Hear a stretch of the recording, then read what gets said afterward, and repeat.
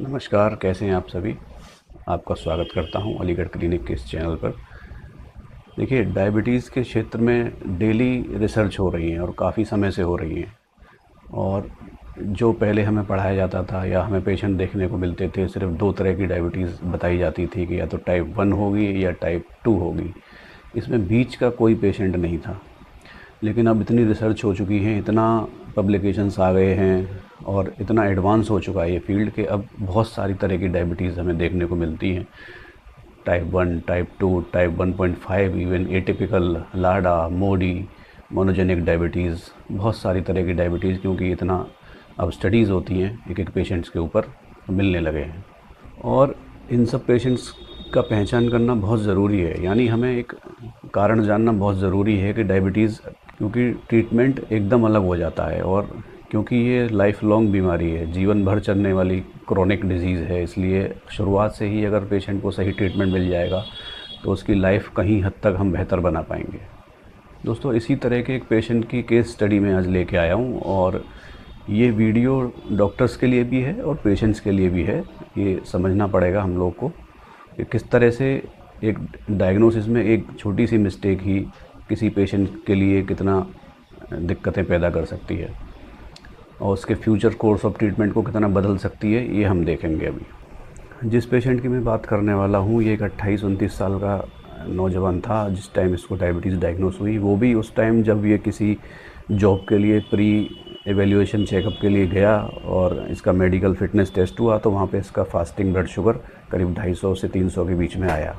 तो पहली बार इसको तब पता चला, ना तो कोई सिम्टम थे, दुबला पतला इंसान था, ना ही घर में कहीं दूर दूर तक किसी को डायबिटीज़ थी, यानी there was no family history of type 2 diabetes in the family.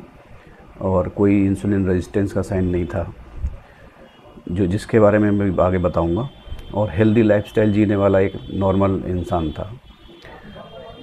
अब जैसा कि आमतौर पे हमारे यहाँ होता हुआ आया है, इसको रेफ़र कर दिया गया किसी फिजिशियन के लिए और फिजिशियन ने भी ओवरलुक किया। मे बी पेशेंट ज़्यादा रहते हैं आजकल, ध्यान नहीं दे पाते हैं डॉक्टर्स, और इसको ओरल हाइपोग्लाइसेमिक ड्रग्स पर शुरू कर दिया गया। और पिछले 3 से 4 साल के अंदर इस पेशेंट ने कई डॉक्टर्स बदले, जगह जगह गया, कहीं कंट्रोल हुआ शुगर, कहीं नहीं हुआ। किसी ने इंसुलिन के लिए भी बोला लेकिन वो इसके लिए राज़ी नहीं हुआ, मे बी इसको अच्छी तरह से समझाया नहीं गया। 3-4 साल घूमने के बाद इस पेशेंट को कहीं से इंटरनेट के थ्रू हमारे क्लिनिक का पता चला और ये हमारे पास आए अभी पिछले दिनों में। ये इसी बंद की ही बात है। मैंने पेशेंट को देखा, इनका एवेल्यूएशन किया, तो फर्स्ट टाइम जब ये ओपीडी में आए थे तो इनका ब्लड शुगर 430 के आसपास था, रैंडम ब्लड शुगर। इनको हमने काफ़ी देर समझाया बिठा के।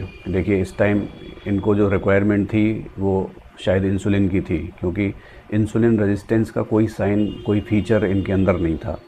इंसुलिन रेजिस्टेंस वो अवस्था है जब हमारी बॉडी में इंसुलिन का प्रोडक्शन तो अच्छा खासा हो रहा है, हमारी पैंक्रियाज इंसुलिन तो प्रोड्यूस कर रही है, लेकिन हमारी बॉडी उस इंसुलिन को यूज़ नहीं कर पा रही है, यानी कि इंसुलिन रेजिस्टेंस है।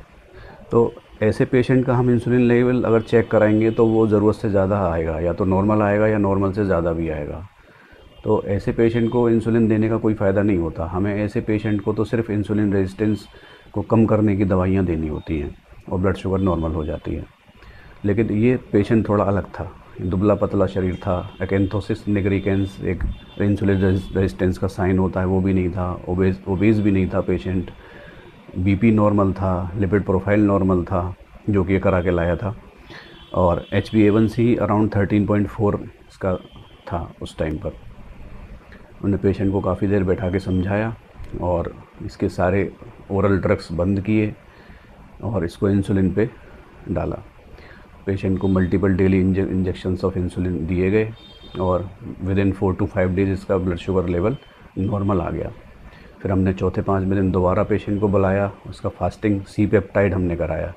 जैसा कि आप डॉक्टर्स लोग जानते हैं कि फास्टिंग सी पेप्टाइड हम कराते हैं इंसुलिन की मेज़रमेंट के लिए। ये इनडायरेक्ट या सरोगेट मार्कर है इंसुलिन का, क्योंकि इंसुलिन को मेज़र करना एक सही डिसीजन नहीं होता है, क्योंकि इंसुलिन की हाफ़ लाइफ बहुत कम होती है। तो इंसुलिन को मेज़र करने का कोई फ़ायदा नहीं होता।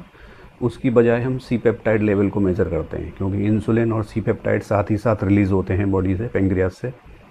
और सी पेप्टाइड का हाफ़ लाइफ क्योंकि ज़्यादा है, इसलिए हम सी पेप्टाइड को मेज़र करते हैं। उससे हम अंदाज़ा लगाते हैं कि इंसुलिन प्रोडक्शन कितना हो रहा है। तो इस पेशेंट का सी पेप्टाइड लेवल काफ़ी लो आया, जैसा कि हमें अपेक्षा थी कि आएगा। फिर हमने इसकी गैड एंटीबॉडी टेस्टिंग कराई, जो कि थोड़ा महंगा टेस्ट होता है और जो कि लाडा एक डिज़ीज़ होती है, टाइप 1.5 डायबिटीज़, जो कि टाइप 1 की तरह प्रेजेंट करती है। वो गैड पॉजिटिव आया इस पेशेंट का एंटीबॉडी,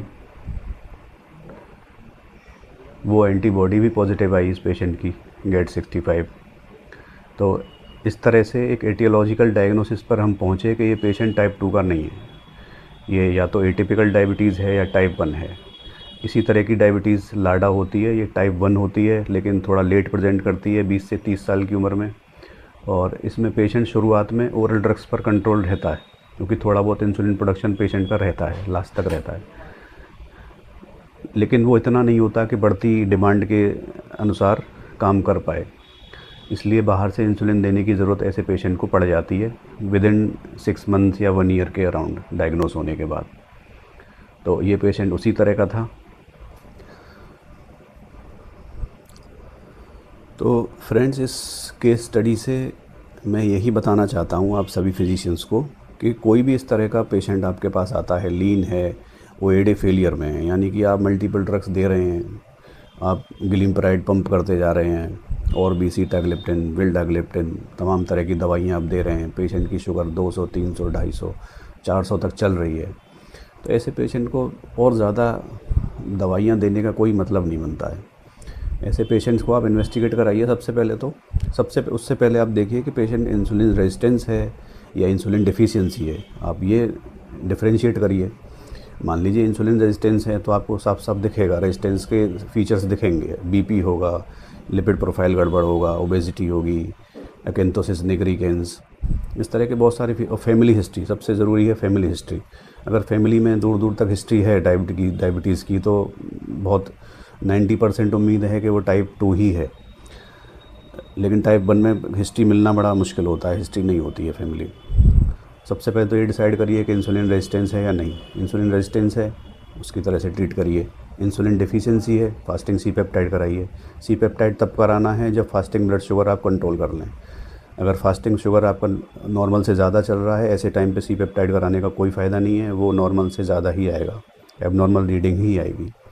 तो पहले आप शुगर को कंट्रोल करिए, इंसुलिन दीजिए, बेसल इंसुलिन दीजिए, फास्टिंग को कंट्रोल करिए, सी पेप्टाइड कराइए, पता लग जाएगा कि रेजिस्टेंस है या डेफिशिएंसी है, उसी तरीके से ट्रीट करिए। फिर एंटीबॉडी टेस्टिंग कराइए ज़रूर, क्योंकि अगर lean body young diabetic patient अगर आ रहा है, गाइडलाइंस कहती हैं कि आपको एंटीबॉडी टेस्टिंग करानी है। महंगी होती हैं बेशक, लेकिन एक बार ही करानी होती है ये लाइफ में, और फ्यूचर कोर्स ऑफ ट्रीटमेंट पूरा डिपेंड करेगा आपके इसी डायग्नोसिस पे। फिर जीवन में कभी आपको एंटीबॉडी नहीं करानी है, इसलिए महंगी ज़रूर है, लेकिन कराइए। आप एडवाइस करिए, आप अपने आप को बचाइए। मकसद दोस्तों इसलिए महंगी ज़रूर है, लेकिन कराइए। आप एडवाइस करिए, आप अपने आप को बचाइए। वीडियो को बनाने का यही था कि जो नए डॉक्टर्स हैं, फिजिशियंस हैं, जो हमारे यंग डॉक्टर्स हैं, वो दोस्तों मेरा इस वीडियो को बनाने का मकसद यही था कि मैं एग्जाम्पल के थ्रू आपको बता सकूं कि इस तरह के पेशेंट्स को मिस न करें और एक सही एटियोलॉजिकल डायग्नोसिस तक ज़रूर पहुंचें। चाहे बेशक आप सही हों, लेकिन आप एक बार टेस्टिंग कराएं, इन्वेस्टिगेट करें प्रॉपर, और तब ट्रीटमेंट शुरू करें तो ज़्यादा बेहतर रहेगा। धन्यवाद।